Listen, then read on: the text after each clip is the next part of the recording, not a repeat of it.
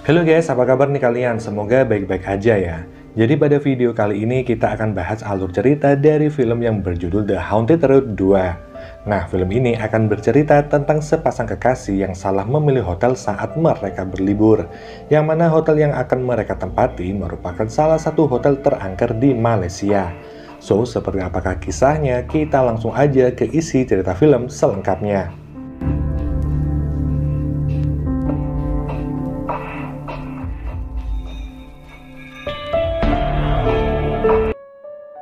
Di sebuah kasino yang berada di Malaysia, terlihat pasangan muda yang berasal dari Cina bernama Jun dan juga Ling yang lagi mencoba peruntungan mereka. Di saat Jun sedang bermain, sekilas Ling melihat sosok perempuan dengan penampilan yang aneh. Namun ketika dilihat kembali, sosok itu berubah menjadi wanita biasa. Setelah kemenangan beberapa kali, mereka berdua memutuskan untuk menyudahi dan menukarkan chip yang mereka dapat dengan sejumlah uang. Tas yang berisi penuh uang itu tentu aja membuat Ling sangat bahagia dan mengajak pacarnya untuk segera pergi dari kasino itu. Hujan lebat mengguyur saat mereka dalam perjalanan, dan karena hari udah semakin larut, mereka pun memutuskan untuk mencari hotel. Tapi di tengah perjalanan mereka melihat seorang wanita yang budir dengan loncat dari atas gedung. Polisi yang berada di lokasi menyuruh mobil mereka untuk terus berjalan karena bisa mengganggu lalu lintas. Hingga sampailah mereka di sebuah hotel, namun sayangnya hampir semua kamar udah penuh. Jun sempat merasa bingung karena harusnya hotel nggak penuh karena sekarang ini bukan musim liburan. Ling melihat sosok hantu orang tua dan anak kecil di lorong hotel tersebut. Namun dirinya mencoba untuk tetap tenang sampai akhirnya mereka mendapatkan kamar dengan nomor 808. Tiba-tiba seorang polisi yang mereka temui tadi menyerobot kunci kamar itu dan mengatakan kalau ada kasus pembunuhan. Dan dia pun juga meminta Ling serta Jun untuk tetap di dalam kamar. Jun sempat emosi dengan tingkah polisi tersebut, namun pihak hotel mengatakan kalau mereka udah mempunyai perjanjian dengan pria itu. Mereka juga akan mengganti kamar Jun dengan kamar yang lain. Sebuah kamar baru pun mereka dapatkan, yaitu kamar nomor 1174. 1174 sendiri dalam bahasa Cina memiliki arti yang sangat mirip dengan mati satu persatu. Ling yang percaya dengan hal itu meminta kamar lain, tapi sayangnya hanya tinggal kamar itu yang tersisa. Dalam perjalanan menuju ke kamar ini, Ling terus kepikiran tentang nomor kamar yang mereka dapat. Bahkan ketika nomor kamar dijumlahkan, maka akan berjumlah 13. Dan menurut Ling itu merupakan angka sial. Ling sedikit ketakutan kalau kesialan akan mendatangi mereka. Namun Jun malah menakut-nakuti Ling dengan memberitahu kalau hotel yang mereka kunjungi merupakan salah satu hotel terangker di Malaysia. Ling yang ketakutan meminta pacarnya itu untuk pergi daripada harus menginap.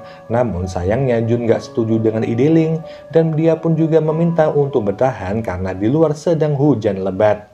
Terlebih mereka juga gak tahu medan yang akan dilalui nanti. Tiba-tiba lift berhenti di lantai 7, namun gak terlihat ada orang yang akan naik ke dalam lift. Di lorong ketika pintu lift hendak ditutup, seorang ibu-ibu dengan tatapan yang aneh berniat masuk ke dalam sana. Namun niat itu diurungkan karena terlihat bayangan beberapa orang di belakang Ling. Saat ibu-ibu itu pergi, muncul sosok bayangan hantu wanita di samping Ling. Lift terus naik ke atas hingga sampailah mereka di lantai 11. Mereka pun mencari kamar hingga Ling mendengar suara tangisan wanita di lorong. Ling yang mengecek melihat ada wanita yang menangis dan ada sosok anak kecil yang menggendong boneka. Tiba-tiba anak itu lari menuju ke arahnya dan di saat yang sama Ling dikejutkan oleh pacarnya. Jun mengecek lorong itu namun gak ada siapapun di sana dan segera Jun pun mengajak Ling untuk masuk ke dalam kamar dan di sana mereka berpapasan dengan seorang tetangga kamar. Tetangga kamar ini terlihat ketakutan ketika Ling menginap di dalam kamar 1174. Seolah ada misteri yang tersembunyi di dalam kamar itu, namun Ling dan Jun gak terlalu memperdulikan itu dan mereka pun segera rebahan di kasur karena udah terlalu capek. Ling masih kepikiran tentang wanita yang menangis dan ingin mencoba untuk menolongnya. Namun Jun gak menyetujui ide itu karena lebih baik kalau mereka tetap di dalam hotel karena saat ini mereka sedang ada di negara orang. Jun juga takut akan terjadi sesuatu hal yang lebih rumit. Mereka pun kembali membuka tas yang berisi uang yang tiba-tiba Jun melamar Ling. Tentu Ling sangat senang dan bersedia menikah dengan pacarnya itu, yang setelahnya Jun meminta jatah, namun Ling menolak karena Jun belum mandi.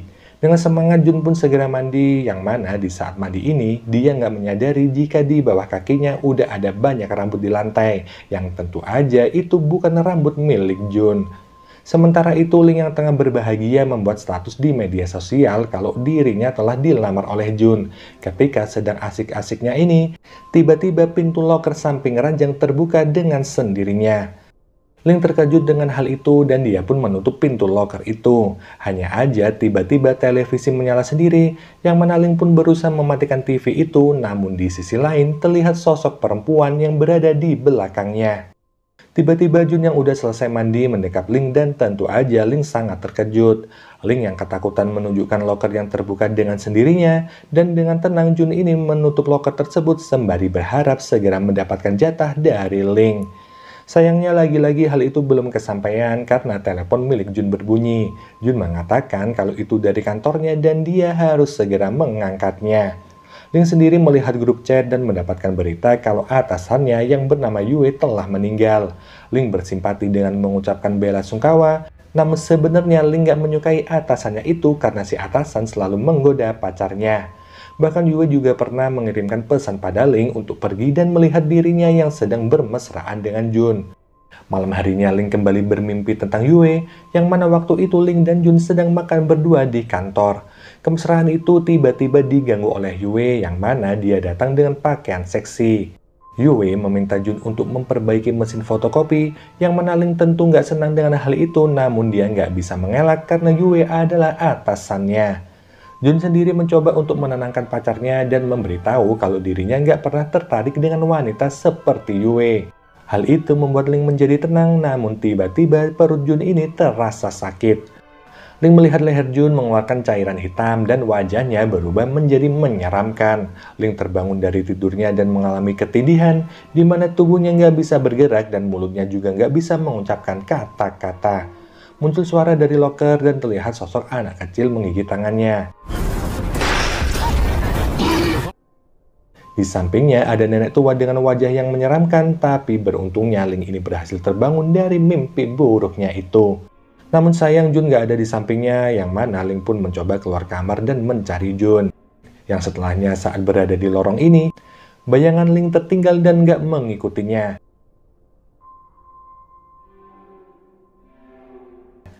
Jun sendiri berada di tangga darurat dan sedang melakukan panggilan telepon. Dirinya terkejut saat mendengar suara dari atas, dan segera Jun ini pergi dari tangga darurat itu. Yang mana di sisi lain Ling masih mencari Jun dengan cemas, di mana dia juga mendengar suara perempuan dan ketika didekati sosok itu menggedor-gedor pintu kamar. Dengan tenang Ling mencoba membantu dan menawarkan untuk meminta bantuan pada resepsionis, namun sosok itu menunjukkan wajah yang mengerikan dan membuat Ling lari ketakutan. Sosok tersebut terus muncul hingga akhirnya Ling berhasil bertemu dengan Jun. Mereka berdua segera bergegas masuk ke dalam kamar, yang mana sebelum kembali masuk, mereka bertemu dengan tetangga kamar yang sedang mabuk dan menceritakan hal mengerikan tentang kamar yang Jun tempati. Pria itu berkata kalau kamar tersebut udah lama kosong dan jarang ada orang yang menempati. Dulu ada seorang wanita yang kehilangan uang dan lompat bunder dari kamar tersebut.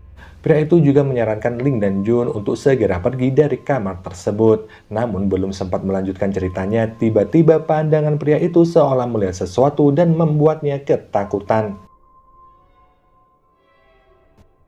Ling dan Jun yang udah merasa sangat ketakutan meminta kamar lain pada resepsionis. Dengan sedikit memaksa, akhirnya mereka mendapatkan kamar pengganti. Namun anehnya ketika mereka masuk ke dalam kamar, Jun dan Ling ini kembali ke kamar 1174. Lampu tiba-tiba berkedip dan terlihat sosok wanita yang melompat dari kamar mereka.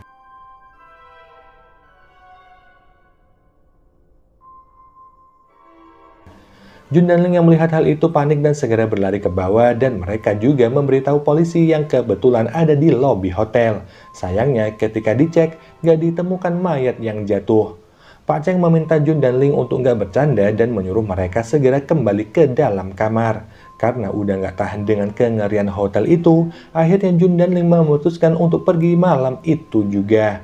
Di dalam lift gangguan kembali muncul, di mana lift lagi-lagi berhenti di lantai 7 dan terbuka dengan sendirinya. Sosok nenek dan cucunya masuk ke dalam lift, namun hanya Ling yang bisa melihat hal itu. Sedangkan Jun hanya kebingungan karena lift terbuka sendiri dan gak ada orang yang masuk. Ling memberitahu pacarnya itu apa yang terjadi, dan mereka pun memutuskan untuk turun menggunakan tangga darurat.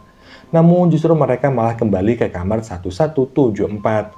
Muncul sosok Pontianak yang menarik Jun dan hendak membawanya pergi, di mana Ling pun berteriak dan meminta sosok itu untuk melepaskan pacarnya. Akhirnya mereka berhasil keluar dari hotel itu dan segera masuk ke dalam mobil.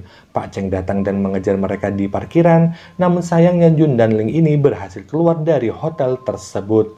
Di perjalanan, Ling mendesak Jun untuk segera kembali ke Cina, di mana dia juga menceritakan apa yang terjadi di dalam hotel, di mana ada hantu nenek dan cucunya dengan wujud yang mengerikan. Jun mempercayai perkataan pacarnya itu dan meminta Ling untuk melihat GPS kemana mereka pergi. Namun hal aneh kembali terjadi karena GPS justru menuju ke arah yang sebaliknya. Seolah mereka ini malah semakin mendekat dan bukan menjauh dari hotel. Mobil tiba-tiba terhenti karena bensinnya habis, dan karena nggak ada sinyal di tempat itu, Jun memutuskan untuk berjalan kaki guna mencari bahan bakar. Ling yang udah ditinggal sendirian mulai mendapatkan gangguan di mana muncul tangan berdarah dari jendela.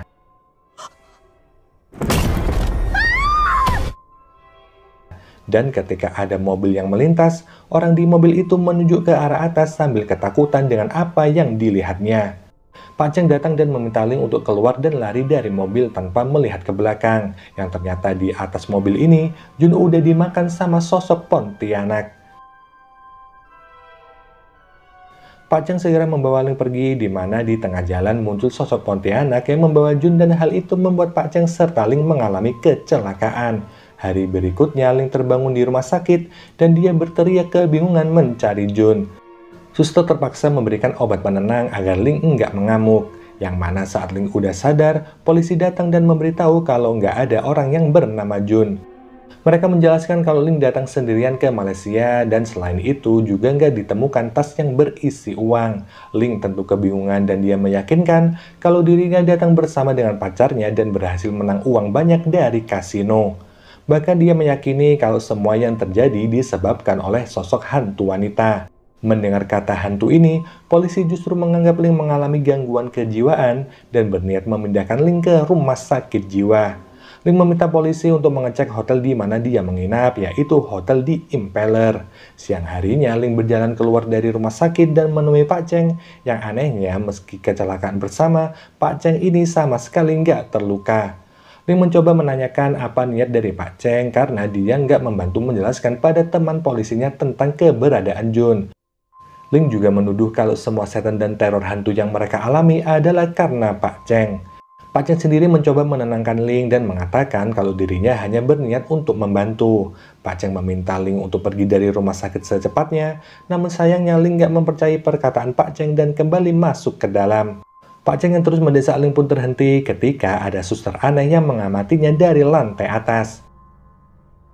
Di lorong ada pasien lain yang tiba-tiba datang dan berteriak pada Ling, di mana Ling yang kebingungan pun berusaha untuk melepaskan diri dari pasien tersebut, namun seketika lorong berubah menjadi gelap dan Ling mendengar suara dari kamar mandi. Muncul sosok Jun yang datang tanpa kepala, di mana kepala Jun ini ternyata dibawa oleh sosok Pontianak.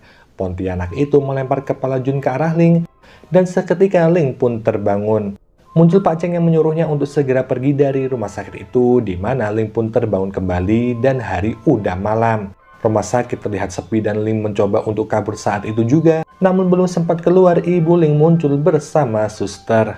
Ling tentu merasa senang karena ibunya ada di sana, di mana sang ibu meminta Ling untuk kembali ke bangsal dan segera beristirahat. Suster mengatakan kalau Ling kemungkinan mengalami halusinasi dan menyuruhnya kembali minum obat penenang. Siang harinya, ibu Ling mendatanginya dan memberikan buah kesukaan Ling. Namun Ling merasa aneh karena di Malaysia buah itu nggak ada. Ketika menanyakan dari mana sang ibu mendapatkan buah itu, ibu Ling ini nggak menjawab sama sekali. Pasien tersebut mengajak Ling untuk duduk dan mengobrol, di mana dia menggambar sesuatu dan memberikan sebuah alamat dari seorang dukun bernama Pak Datuk. Pasien itu mendengar sebuah bisikan yang mengatakan jika Ling nggak menemukan kepala dan menguburkannya dalam 3 hari, maka arwah Jun nggak dapat bereinkarnasi. Sedangkan di sisi lain, Suster Misterius dan Ibu Ling mengamati perbincangan mereka dengan tatapan yang mencurigakan. Tiba-tiba pasien itu kembali mengamuk dan dibawa oleh para suster yang lain. Ling membawa kertas itu dan mencoba untuk mempelajarinya di tempat yang sepi. Pak Cheng kembali datang dan membawa Ling ke sebuah ruangan, yang mana Ling ini langsung menanyakan apakah benar Pak Cheng mau membantunya. Namun sebelumnya Pak Cheng meminta Ling untuk percaya padanya karena dia adalah satu-satunya orang yang bisa membantu Ling. Pak Cheng mencoba menjelaskan kejadian aneh saat mereka berdua mengalami kecelakaan, kenapa hanya Ling yang terluka. Pak Cheng menjelaskan kalau Ling juga sebenarnya nggak terluka sama sekali. Dia membuka perban Ling dan ternyata emang benar jika Ling ini sama sekali nggak terluka. Pak Cheng berkata jika pikiran Ling udah dimanipulasi seolah Ling ini merasa sakit. Pak Cheng juga memberitahu kalau ibu Ling udah mati bundir ketika Ling berusia 12 tahun, yang mana selain itu dia mengatakan kalau semua yang dilihat Ling enggaklah nyata. Ling hanya ingin melihat apa yang ingin dia lihat. Ling mencoba memperlihatkan gambar di mana di dalamnya ada alamat dari Pak Datuk, dan segera mereka berdua pun pergi menuju ke tempat itu. Malam harinya ritual pun dimulai di mana sosok Jun yang tanpa kepala muncul di sana. Namun ritual terhenti dengan sendirinya dan setelahnya Ling pun menanyakan pada Pak Datuk mengenai nasib dari Jun dan siapa yang telah membunuh pacarnya itu. Pak Datuk menjawab kalau Pontianak itu emang pembunuhnya, yang mana hal ini tentu membuat Ling kebingungan mengapa hantu itu dengan tega membunuh Jun. Pak Datuk pun menceritakan di mana dulu Jun pernah datang ke Malaysia dan menemukan uang yang sangat banyak. Jun menemukan uang itu di sebuah kasino, yang mana setelah itu Jun nggak pernah lagi datang ke Malaysia. Namun ketika Jun kembali lagi ke Malaysia bersama Ling, hantu wanita itu berhasil membalaskan dendam karena Jun udah mengambil uang miliknya. Malam berikutnya, Ling dan Pak Cheng kembali ke hotel, yang mana sebelum Ling masuk, Pak Cheng memberikan pusaka kepada Ling guna membereskan masalah dendam ke semua hantu wanita. Ling masuk ke dalam kamar dan menantang Pontianak itu untuk keluar dan mengembalikan pacarnya. Sosok itu muncul dan terjadilah pertarungan yang cukup sengit. Ling berhasil menusukkan benda pusaka ke hantu itu, namun seketika hantu itu berubah menjadi Ling dan mendorong Ling ke balkon hingga terjatuh. Ketika Ling jatuh dari kamar ini, terungkaplah semua yang sebenarnya terjadi. Kenyataan dari cerita yang sebenarnya dialami oleh Ling, ternyata Ling ini emang datang sendirian ke Malaysia. Karena Jun terkena kanker di Cina, Ling pergi ke Malaysia sendiri untuk mencari uang agar bisa membiayai operasi Jun. Dalam perjalanan di bis, Ling mendengarkan cerita menyeramkan dari penumpang di mana ada orang yang dibunuh oleh hantu wanita. Selain itu, mereka juga membicarakan hotel angker yang ada di Malaysia, salah satunya yaitu hotel yang ditempati Ling. Selain itu, Pak Cheng adalah tetangga kamar Ling yang menginap di kamar 1175. Ketika mereka check out, tas yang berisi uang milik Ling tertukar dengan milik Pak Cheng. Ling yang kebingungan bersikeras untuk kembali mencari tasnya di dalam kamar 1174 meski kamar itu udah ada penghuninya. Penghuni itu adalah bapak-bapak yang mabuk beserta ibu dan anaknya, yang mana semua orang itu dilihat Ling sebagai sosok setan. Ling berusaha untuk kembali ke kamarnya guna mencari tas yang berisi uang miliknya, di mana di sisi lain istri dari Pak Cheng menyadari kalau tasnya tertukar. Pak Cheng pun sebenarnya adalah seorang psikiater dan Pak Datuk adalah mitra dari Pak Cheng. Malam itu Ling mendapatkan kabar kalau Jun udah meninggal. Ling akhirnya memutuskan untuk loncat dari gedung tersebut, namun dia nggak mati karena tersangkut kabel.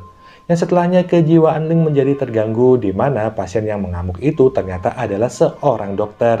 Pak Cheng menawarkan untuk mencoba mengobati Ling, yang mana mitra dari Pak Cheng menjelaskan kalau Ling ini mengalami kebingungan yang dinamakan dengan kelainan jarak dan waktu. Otak Ling mengatur ulang ingatan berdasarkan dengan apa yang dia butuhkan dan itu membuat Ling yakin jika apa yang dialaminya benar-benar nyata. Terapi hipnotis yang dilakukan Pak Cheng bertujuan untuk mengembalikan ingatannya menjadi seperti semula. Ling pun tersadar dan di sana juga udah ada Tante Ling yang mengkhawatirkannya. Pak Cheng meminta maaf karena telah membawa uang Ling dan semua uang itu juga udah dikembalikan ke perusahaan tempat Ling bekerja. Ternyata Ling mendapatkan uang itu bukan dari kasino, melainkan mencuri dari perusahaan tempatnya bekerja. Ling teringat di mana dia dibawa oleh Yue dan Yue menunjukkan fotonya yang sedang bermesraan dengan Jun. Ling yang gak terima mengarahkan setir dan membuat mobil yang mereka naiki terjatuh ke sungai, di mana Ling berhasil selamat namun Yue meninggal di tempat. Ling meminta tantenya untuk menelpon polisi karena dia siap bertanggung jawab atas kematian dari Yue. Yang lalu film ini pun berakhir.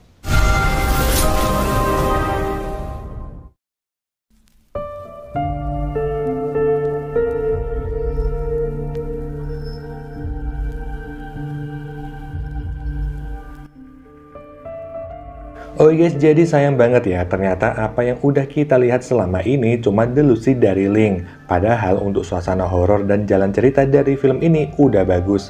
Tapi ya mungkin yang bikin film emang mau kasih film yang beda dari biasanya. Dan mungkin gini aja ya pembahasan film kali ini. Kita jumpa lagi di video selanjutnya. Wassalamualaikum warahmatullahi wabarakatuh. Bye.